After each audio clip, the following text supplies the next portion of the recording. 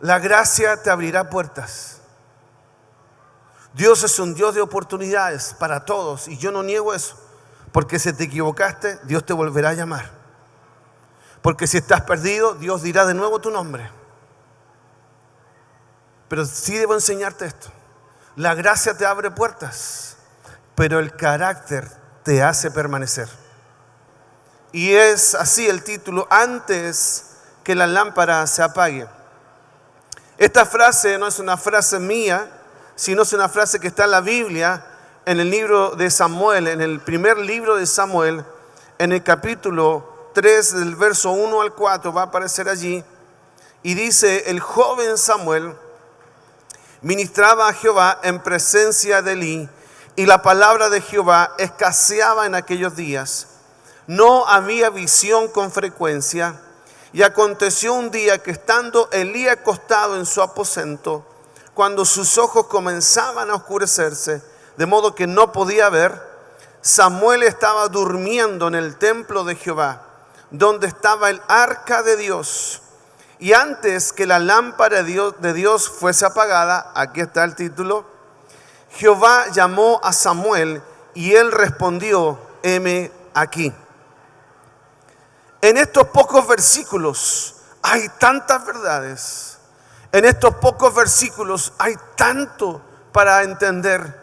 En estos pocos versículos y tan conocida historia hay tanto que me atraviesa, que creo que el Señor hoy quiere llamar nuestra atención, más allá de que hayamos leído y alguna vez escuchado palabras acerca de este texto en particular.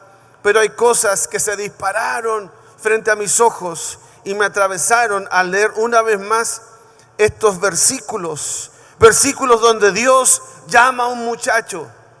Versículos donde Dios llama a un niño, a un adolescente, al servicio, al ministerio. Dios los llama de una manera especial. Pero llaman mi atención cosas. Lo primero es que había una generación que se está quedando ciega, pero yo agregué sorda. Una generación que se está quedando ciega y sorda. Me refiero a la generación de Elí. Elí era el sacerdote, el hombre encargado. Se supone que el que estaba ahí a cargo de la casa de Dios, para que usted entienda, es como que si fuera el pastor de la iglesia en esos momentos, o el líder de ese templo, de ese lugar donde se adoraba. No es como ahora, pero para que usted entienda el concepto, él estaba a cargo de esto. Él y los jóvenes que estaban con él, que en este caso eran sus hijos que servían ahí en ese lugar. Y estos versículos nos dicen que él estaba quedando ciego. Y yo le agregué sordo también, porque dice lo que leímos recién, que en esos días escaseaba la palabra de Dios y escaseaban las visiones.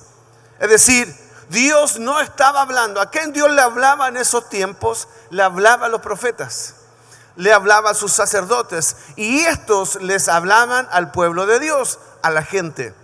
Pero dice la Biblia que en esos días escaseaba la palabra. O sea, Dios no estaba hablando, no porque Dios no quería, sino porque no habían oídos que estuvieran escuchando lo que Dios quería decir.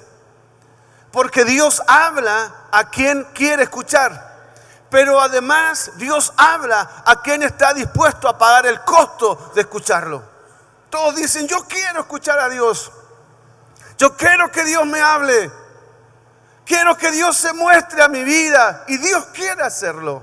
El problema es que aquellos que buscan a Dios, buscan su rostro y buscan que Él les hable. Cuando Él habla, cuando Él se muestra, comenzamos a negociar su palabra, comenzamos a alejarnos de Él y comenzamos a cuestionar lo que Dios nos dice, lo que Dios nos pide, lo que Dios nos muestra, porque muchas veces nos va a incomodar, porque muchas veces tendrá un costo alto para nosotros.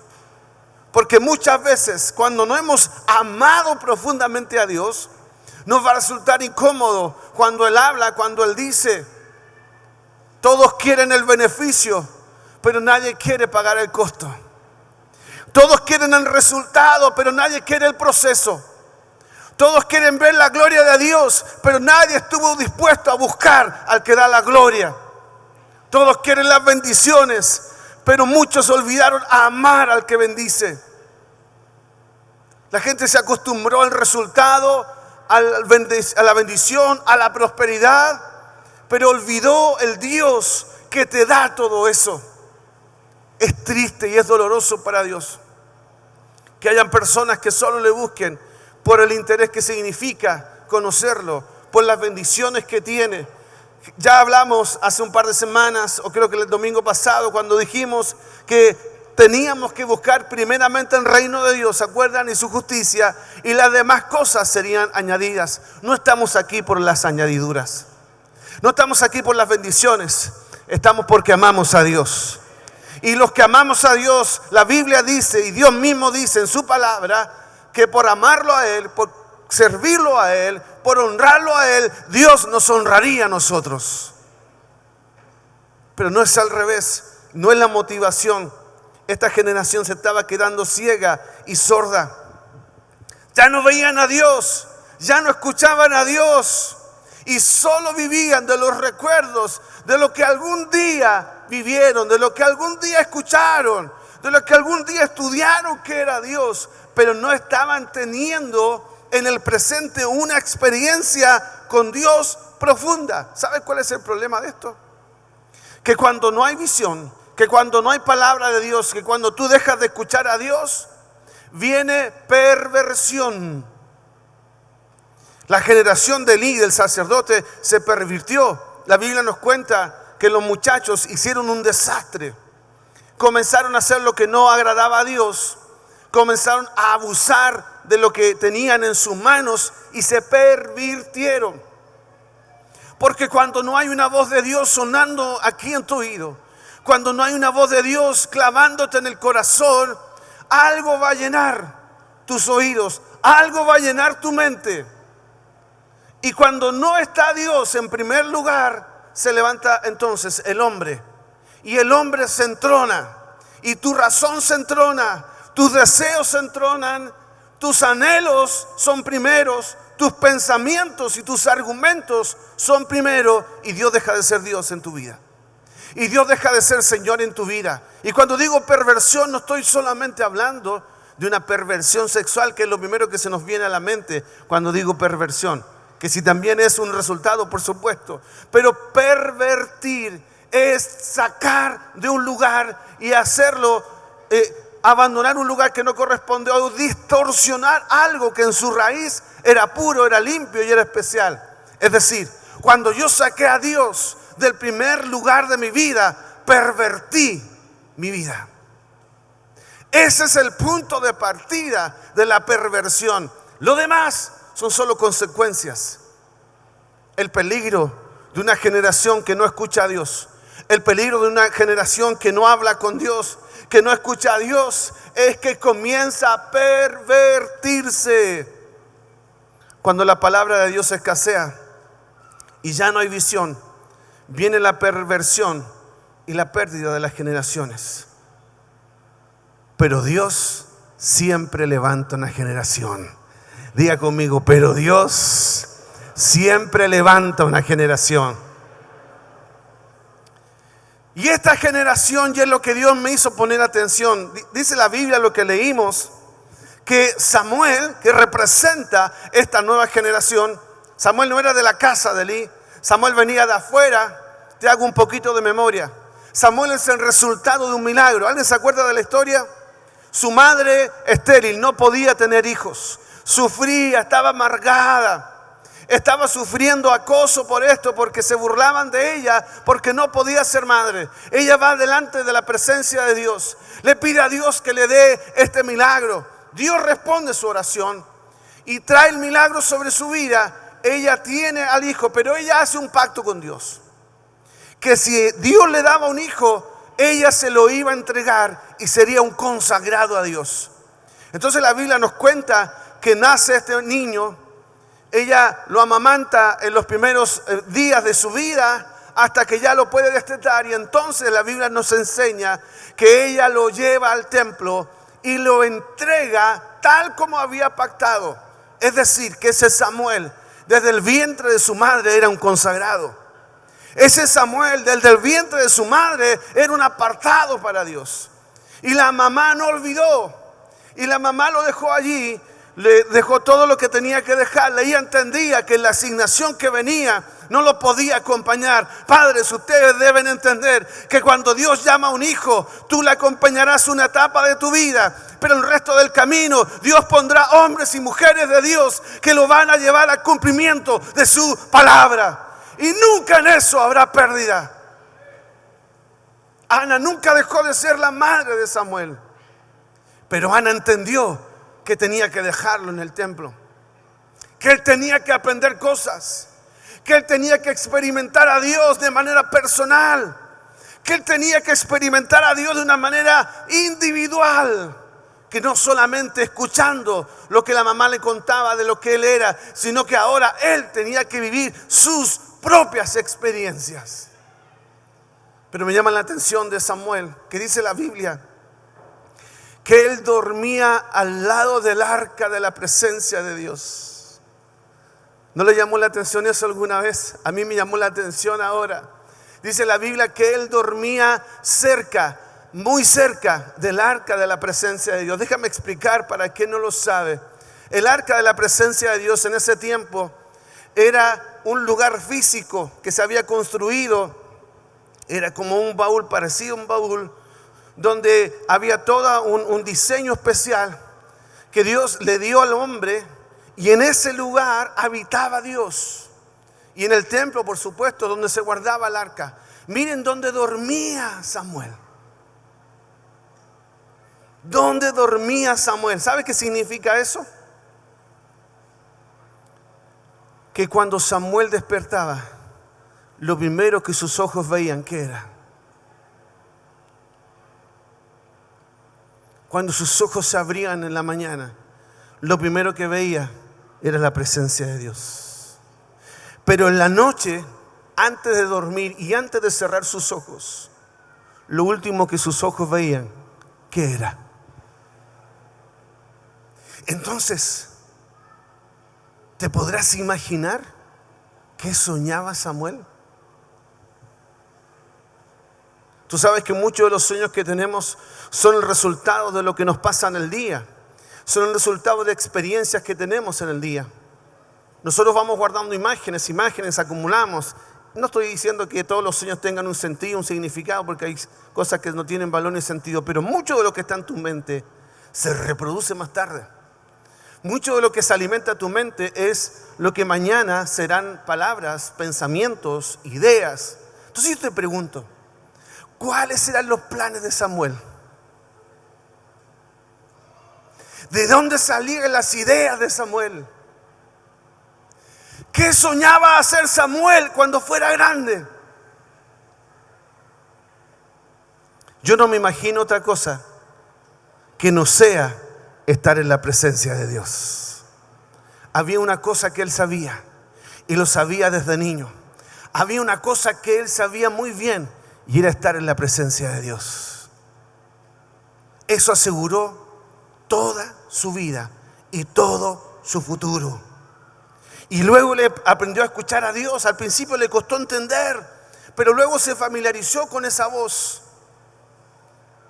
¿Tú sabías que los profetas en la Biblia, cada vez que daban una palabra al pueblo, a una persona, decían: así ha dicho el Señor, así habló Jehová, en cuya presencia estoy? Decían ellos. Los profetas hablaban con Dios. ¿Sabe cuál era el hábitat de Samuel? La presencia de Dios, todos los días. Por eso que Samuel sabía cuando Dios hablaba. Y cuando Dios lo llamaba, ¡pum!, él respondía rápido. Cuando Dios le daba instrucción, él ya sabía, no dudaba, no tenía problemas, porque su hábitat, lo normal, lo permanente, era la voz de Dios. Aquellos que han experimentado esto, como el rey David, que sin ser profeta era un salmista que luego fue rey, entendió el valor de su presencia y llegó a decir esto en el Salmo 84, verso 10: porque mejor me es un día en tus atrios que 1000 fuera de ellos. Escogería yo, él ya era un hombre, escogería antes estar a la puerta, como estuvo Samuel. Me gustaría 1000 veces estar durmiendo al lado de la presencia de Dios que habitar en grandes casas de maldad. David también lo sabía, porque David también dormía y se levantaba en la presencia de Dios. Él sabía el valor de su presencia. Y en tercer lugar, quiero llamar la atención de esto. Padres, ¿dónde dejaron a sus hijos? Yo les pregunto a los padres, ¿dónde dejaron a sus hijos? ¿Sabe qué hizo Ana?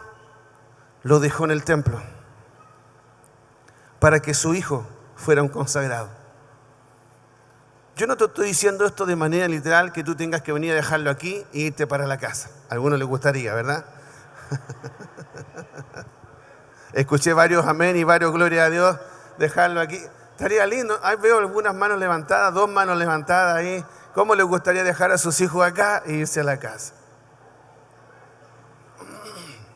Sobre todo si son angelitos. Pero en realidad el principio es este. Padres, ¿ustedes les entregaron sus hijos a Dios? ¿Ustedes entregaron a sus hijos al servicio de Dios? He escuchado con pena algunos padres decirme estas cosas. ¿Tanto tiempo pasa en la iglesia? Otra vez le toca servir. Otra vez hay reunión. No podrá ir porque tenemos planes familiares. Me parece que es sano que haga otras cosas, mi niño. No quiero que pase metido en la iglesia. Podría seguir, tengo más. Cuando comienzan con esas ideas en tu cabeza, terminarás pervirtiendo a tus generaciones. Porque eso hizo Elí. Cuestionó. Tú me podrás decir, no, a mis hijos les fue bien porque son empresarios, son profesionales. Sí, pero si no tienen un llamado y si no están en la presencia de Dios, no son nada. Y tarde o temprano la perversión les alcanzará. Porque sin propósito hay perversión. Sin llamado, sin propósito, de nada sirve todo lo que tus hijos puedan llegar a hacer. El único valor agregado que tendrán tus hijos es cuando tus hijos están en las manos de Dios. Es cuando tus hijos fueron consagrados a Dios. Un plan hecho sin Dios es perversión. La perversión de su perfecta voluntad. Así que todo lo que tus hijos puedan hacer o llegan a hacer sin Dios es perversión. Y todo lo que está pervertido termina mal, y lo que es peor, termina lejos de Dios. ¿Sabe qué? El pervertido o la perversión solo exalta al hombre. En cambio, el hacer la voluntad de Dios honra a Dios. Yo les vuelvo a preguntar a ustedes, padres, ¿dónde dejarán a sus hijos? ¿Los dejaste en la presencia de Dios? ¿Los dejaste en la casa de Dios? Alguien me podrá decir, pastor, yo no tengo ni padres que me entreguen. Vengo solo. Bueno, quiero contarte que hubo un muchacho llamado Timoteo, que tenía un padre, dice la Biblia, que era griego, es decir, que el padre no era cristiano, no estaba interesado en la iglesia, no estaba interesado en Dios, no le importaba, él era un filósofo. Él era otra onda, él era un humanista. Pero sabe, este muchacho determinó amar a Dios con todo su corazón. Y desde joven comenzó a servir a Dios. Y fue alguien consagrado a Dios, que hacía todo lo que Dios le pedía. Y cuando Dios ve un corazón así de determinado, Dios pone su mirada sobre esa persona. Y llegó el punto, llegó un momento de su vida cuando Dios lo llamó, cuando Dios dijo su nombre, porque llegará un momento cuando Dios diga tu nombre, Cuando tú estás y habitas en la presencia de Dios, llegará un momento en que Dios dice tu nombre. Timoteo trabajaba, servía, hacía todo lo que su pastor le pedía, estaba ahí con su grupo de fe, sabía que colaborar en el sonido, colaboraba, estaba ahí para cada reunión, servía, le predicaba a otros, le contaba a otros de Cristo. Él estaba apasionado haciendo aquello que sabía que era el llamado que tenía en su corazón. Y llegó un día donde Dios dijo su nombre. Y dijo su nombre en labios del gran apóstol Pablo. Pablo comenzaba un viaje misionero. Necesitaba un equipo ganador. Ya no tenía tiempo para perder. ¿Saben? Te cuento algo. Tendría que haber sido otro. Se llamaba Juan Marcos. Pero ese Juan Marcos se bajó del viaje, no le gustaba la exigencia, había que dormir poco, había que caminar mucho, no le gustó porque de repente los miraban feo, había gente que se enojaba con ellos. Entonces Juan Marcos se bajó, cuando en realidad la oportunidad era para él. Y Pablo dijo, no tengo tiempo, hay muy poco tiempo, la exigencia es alta, había tal situación, había persecución en ese momento. Y él necesitaba a alguien de convicciones. Y cuando pasó por la tierra donde vivía Timoteo, le hablaron, dice la Biblia, de Timoteo, le contaron quién era Timoteo. Él lo llamó y le dijo, ven conmigo, tú serás mi ayudante.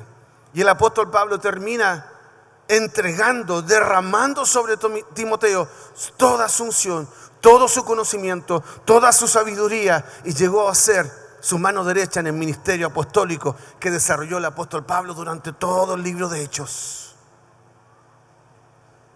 Diga conmigo, carácter. La gracia te abrirá puertas. Dios es un Dios de oportunidades para todos, y yo no niego eso, porque si te equivocaste, Dios te volverá a llamar. Porque si estás perdido, Dios dirá de nuevo tu nombre. Pero sí debo enseñarte esto.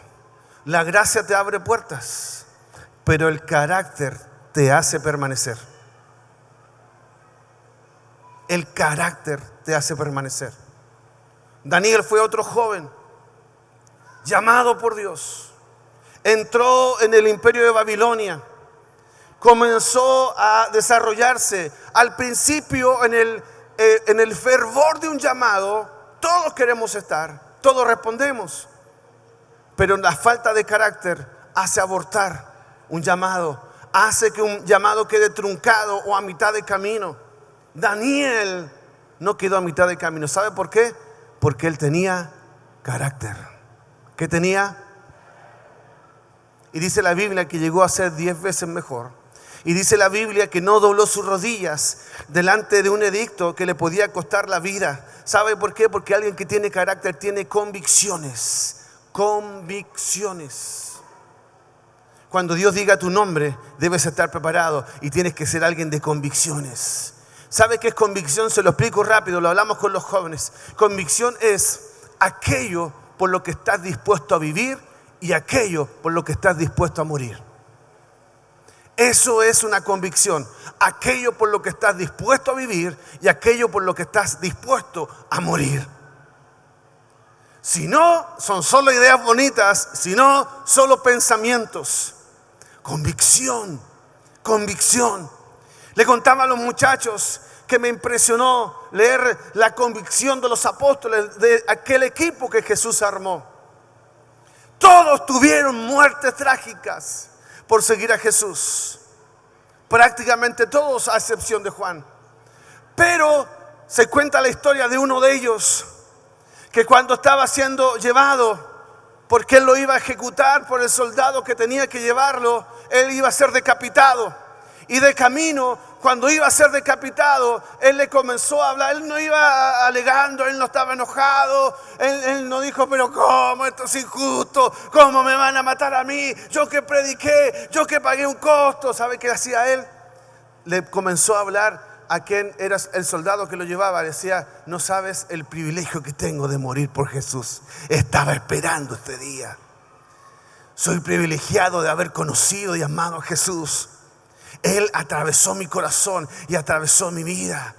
Él cambió mi vida por siempre y para siempre. Tengo el honor de hoy encontrarme con Él y lo voy a abrazar. Todo esto le decía caminando cuando iba a ser ejecutado. Y entonces cuando lo hacen poner de rodillas para cortarle la cabeza, Él agachó su cabeza y para su sorpresa Él mira y al lado suyo se arrodilló el soldado. Soldado que fue tocado por la convicción de alguien que está dispuesto a morir por aquello que cree. Pedro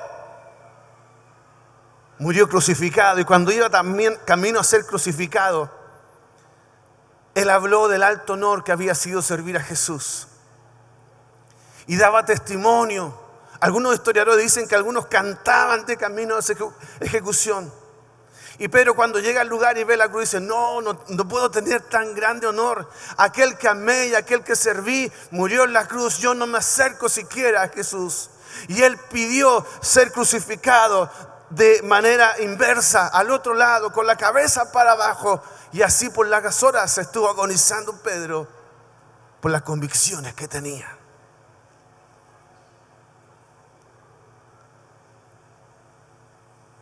Dios necesita a Samuel con convicciones. Porque hay muchos Elí, hijos de Elí, que carecen de convicción, que jugaron con el llamado, que jugaron con la unción y que hoy han pervertido aquello que Dios les puso en su mano. Quiero pedirle a los muchachos que vengan, por favor.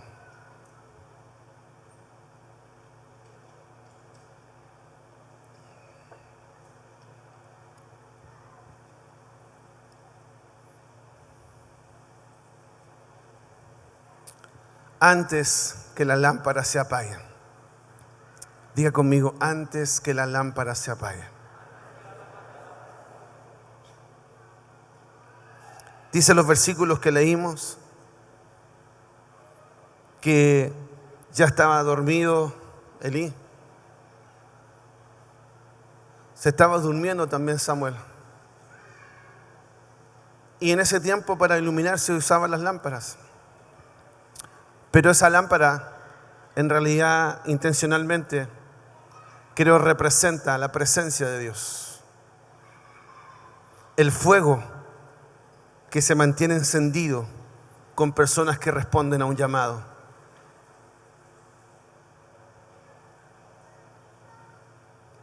Bastó uno solo para que esa lámpara no se apagara. Imaginen lo que podrían hacer muchos ofrendando su vida a Dios. Cuando era un muchacho de 10 años, fue la primera vez que Dios me llamó. ¿Y sabe cómo Dios me llamó? Leyendo la Biblia, porque hay que leer la Biblia. Dios te habla en la Biblia. Y leyendo el pasaje del afán y la ansiedad, donde dice más buscar primeramente el reino de Dios, su justicia y lo demás. Y también leí el pasaje donde habla acerca de cómo Dios sostiene a las aves, cómo Dios hace crecer las flores en el campo. Cuando yo leí ese pasaje, supe en ese momento que Dios me estaba llamando.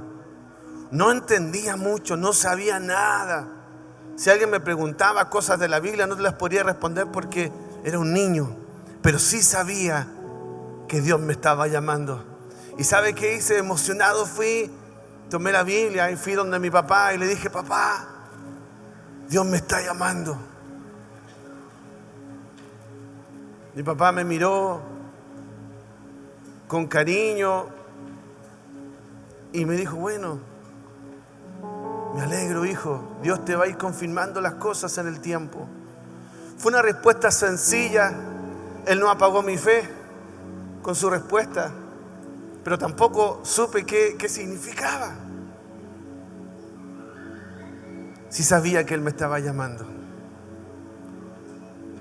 Entonces los años que vinieron me puse a servir a Dios, a hacer todo lo que Dios me pedía. De todo lo que te imagines que se podía hacer, lo hice siendo un niño. Y comencé a servir a Dios. Y comencé a servir a Dios. Y Dios volvió a decir mi nombre de una manera distinta ahora. Yo le había pedido a Dios una mujer de Dios. Yo quería a mi lado una compañera que entendiera y amara el ministerio y el llamado como yo. Y conocí a esta maravillosa mujer, la pastora Karina. Y cuando la conocí, vi en ella un corazón tan increíble, tan especial, que dije, esta es la mujer que estaba esperando. Entonces comenzamos a andar juntos, a caminar juntos. Y nuestra primera actividad de novio, ¿sabe qué fue? Nos fuimos a una semana de misiones, a hacer misiones en un lugar, a predicar. Esto fue en el invierno. En un invierno, por ahí creo que fue en junio, julio. En una tierra de la que hoy tenemos un pozo. Tenemos hasta el día de hoy una foto juntos en la desembocadura del Biobío, porque fue en esa tierra donde hoy tenemos un pozo. Éramos novios y soñábamos con lo que vendría. Después hubo un llamado y Dios nos dijo que seríamos pastores. Y otra vez escuché mi nombre: Marcel, Karina. Corrimos al altar emocionados y nos entregamos al Señor. Lloramos en el altar y dijimos: Señor, haz con nosotros lo que quieras. Yo tenía un gran conflicto porque estaba en la universidad y tenía que hablar con mi papá, que me estaba pagando la universidad en ese momento. Y volví a hablar con él. Le dije: papá, yo no sé si llegaré a ejercer lo que estoy estudiando. Amo a Dios con todo mi corazón. Te voy a honrar y voy a terminar la carrera, pero no sé si algún día la ejerza. Mi papá, ya a esa altura, también un hombre de Dios, entre papá y pastor, movió su cabeza y entendió. Luego nos casamos y comenzamos a servir a Dios juntos. Y otra vez Dios dijo: Marcel, Karina, no quiero que trabajen más secularmente. Y nos estaba yendo bien. Ahora quiero que sean para mí a tiempo completo. Uy, ¿cómo le digo esto ahora a mi papá? ¿Cómo le digo esto a la familia que lo entienda? Dios nos habló por separado. Mi esposa estaba en un lugar porque estábamos también en una actividad especial. Ella estaba con una misionera de un lado, yo estaba con un pastor de otro lado. Llegamos a las noches y nos pusimos a hablar los dos, no sabíamos cómo decirnos. Mi amor, tengo algo que decirte. No, yo también tengo algo que decirte. Lo que pasa es que no, déjame hablar a mí primero. Y ahí nos dijimos cómo Dios nos llamó. Tomamos el teléfono, llamamos a nuestro pastor, porque nunca hemos dejado de honrar a quien es el sacerdote de la casa. Llamamos a nuestro pastor, el pastor Rubén, le dijimos: pastor, te queremos contar algo. Dios nos habló, nos llamó. Y tranquilo, que no estamos pidiendo que tú tengas que hacer nada, porque el que nos llamó es aquel que se hace cargo de nosotros. Dios nos pidió dedicarnos al 100% en una iglesia que no es esta iglesia. Pero teníamos tal fuego en el corazón que no nos importó. La convicción y el carácter nos sostuvieron. ¿Sabe lo que es dormir en un auto una noche porque no teníamos dónde estar? ¿Sabe lo que es viajar muchas horas sin poder comer porque no teníamos el dinero para comer? ¿Sabe lo que es viajar en micros, en buses o caminar largos kilómetros? ¿Sabe lo que es andar con mi esposa embarazada, largas horas de micro, ya a punto de parir? Pero nunca pusimos una excusa, porque el que nos llamó fue Dios. Y ese mismo que nos llamó es el mismo que nos sustenta. Uno de esos días, nosotros esto lo vivimos en la intimidad. Yo lo cuento ahora porque han pasado muchos años. Un día íbamos caminando, mi esposa me dice: ¿para dónde estás caminando? ¿Para dónde vamos caminando? Había terminado el culto, un culto maravilloso. Dije: vamos a tomar la locomoción. Me dijo: pero Marcel, no tenemos plata para la micro. Y dije: nos vamos a parar ahí, porque el que nos llamó nos tiene que llevar. Ella me miró con amor, tomó mi mano, caminó a mi lado. Todavía recuerdo, era la Gran Avenida. Llegamos a la Gran Avenida está el paradero de las micros. Estábamos de este lado y el paradero estaba del otro lado. Me quedaba la avenida para ver a Dios. Vamos cruzando al medio. Me quedaba la mitad de la avenida. Cruzamos la otra mitad y llegamos a tocar. Miré el paradero. Vamos caminando hacia el paradero. Y de repente a lo lejos escucho a alguien que me hablaba. Marcel, Marcel. No era Dios, ¿eh? En realidad sí era Dios. Solo que tenía voz de hombre. De un hombre de carne y hueso que le costaba decir mi nombre más encima. Porque era medio gringo el que me llamaba. Marcel, Marcel. Tan loco puedo llegar a estar. Dije, no creo. Y seguía gritando, Marcel, Marcel. Y venía corriendo todo transpirado. Y llegó ahí, estábamos cerquita del paradero. Venía con una bolsita, todavía me acuerdo. Una bolsita así bien apretada. Claro, se ve que había corrido todas las cuadras persiguiéndome. Me buscó, le dijeron que me había ido. Y él corrió. Era bien atlético el muchacho. Llegó transpirado, me dice, es que Dios me habló que tenía que darte ese dinero. Y yo lo abracé y le dije, gracias. Dios te bendiga. Y justo llega la micro. Nos subimos a la micro. Yo no sabía cuánto era. Saqué de ahí, pagué el pasaje, nos subimos. Y entonces recién en la micro nos sentamos bien atrás por si acaso para contar la bolsita, porque no sabíamos quién iba en la micro. Ahora eso de la bolsita nos duró un tiempo. Y luego tuvimos que volver a depender de Dios. Diga conmigo, antes que la lámpara se apague. Si hasta ese momento ya era un desafío servir a Dios, luego vino la siguiente etapa donde Dios dice de nuevo mi nombre y me dice, Marcel, tienes que ser un profeta que hable en mi nombre. Y dije, Señor, yo voy a hacer todo lo que tú me pidas. Comencé a hablar en el nombre de Dios. Eso significó que me gané muchos enemigos de los que ya tenía. Como diría mi buen amigo Luis, tú siempre ganándote amigos. Recibimos el ministerio profético con mi esposa. Viajamos a tantos lugares llevando una palabra profética, sabiendo que el que nos llamó dijo nuestro nombre. Dijo nuestro nombre. Antes que la lámpara se apague, decía el versículo. Antes que la lámpara de Dios fuese apagada, antes Jehová llamó a Samuel y él respondió, heme aquí. Hoy el Señor dice tu nombre otra vez. Tengo el alto honor de llamar hoy día al ministerio, de llamar hoy día a hombres y mujeres que deben servir a Dios. Yo no estoy diciendo que tu llamado tenga que ser como el mío. Cada llamado es personal y es particular y es único. Hay quienes Dios va a llamar a ser hombres de negocios. Hay quienes Dios va a llamar a ser deportistas. Hay quienes Dios va a llamar a que sean profesionales destacados. Dios tiene diversos llamados, distintos llamados. La cuestión es, ¿tú vas a responder a ese llamado? Porque hoy la llama está encendida. Y antes que la llama se apague en alguno de ustedes, Dios dirá tu nombre.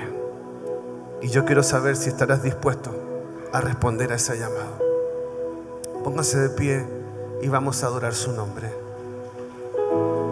No importa todo lo que cueste, tu presencia vale mucho más. Solo quiero estar contigo una y otra y otra y otra vez. Dice, no importa lo que cueste. ¿Segura que quieres cantar esa parte? Siempre tendrás que decir un sí cuando Él diga tu nombre. Siempre. ni tus hijos, ni que no tengas vehículo, ni ninguna cosa puede interrumpir cuando Él diga tu nombre. Nunca podrás negar cuando Él diga Vanessa. Nunca, nunca.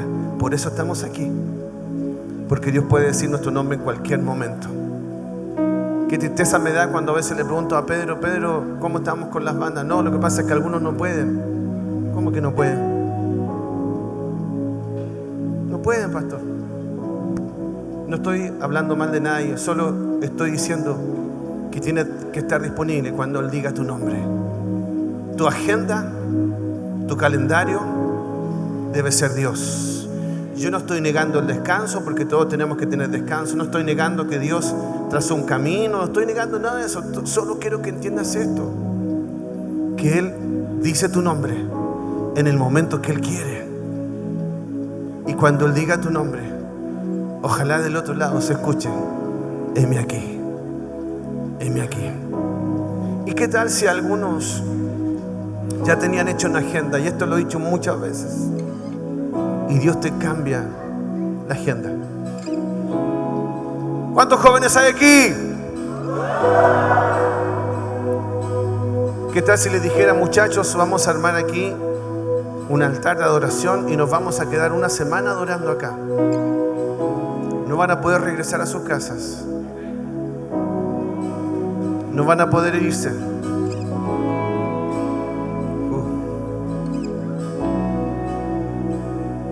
¿Cómo se complican los planes, no?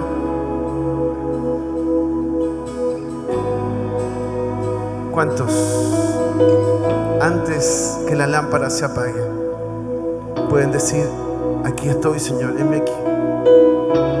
Cuenta conmigo, Señor. Antes que la lámpara se apague.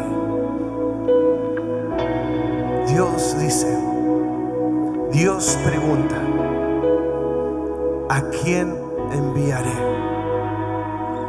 ¿Quién irá por nosotros? Si alguien tiene respuesta a esta pregunta, levante su mano donde está y diga: heme aquí, envíame a mí. Vuelvo a preguntar: antes que la lámpara se apague, antes que el fuego de la presencia de Dios se apague, Él vuelve a preguntar: ¿a quién enviaré? ¿Quién irá por nosotros? ¿Hay alguien que responde?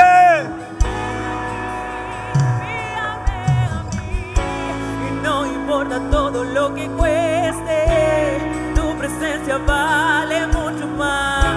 Y solo quiero estar contigo una y otra y otra y otra vez. Y no importa todo lo que cueste, tu presencia vale mucho más. Y solo quiero estar contigo una y otra y otra y otra vez. Y no importa todo lo que cueste, tu presencia vale más. Solo quiero estar contigo una y otra y otra vez. Pero es que si yo hago eso voy a perder cosas. Si hago eso voy a perder plata, porque son menos horas de trabajo, menos horas en mi emprendimiento. Es una pérdida de tiempo y de dinero venir y estar y ser parte. Antes que la lámpara se apague, antes que el fuego de Dios se apague, el cielo vuelve a preguntar: ¿a quién enviaré?